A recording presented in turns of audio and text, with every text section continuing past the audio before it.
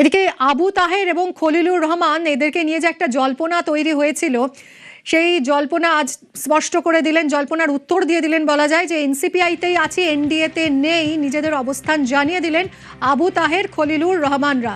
আজও এনডিএর বৈঠকে যোগ দেননি তারা।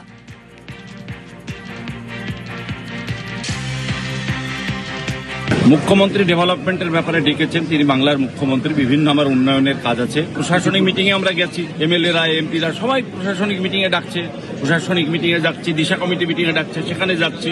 এলাকার উন্নয়নগুলো যদি না হয় তাহলে তারা আরো আমরা পিছিয়ে যাব। আমরা তো বলেছি এনডিএতে আমরা থাকবো না, আমরা বিজেপিতেই হব।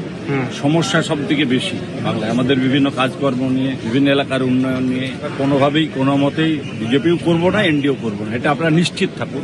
এনডিএর আজও মিটিং ছিল, আমরা যাইনি, 3 জন সাংসদই আমরা যাইনি।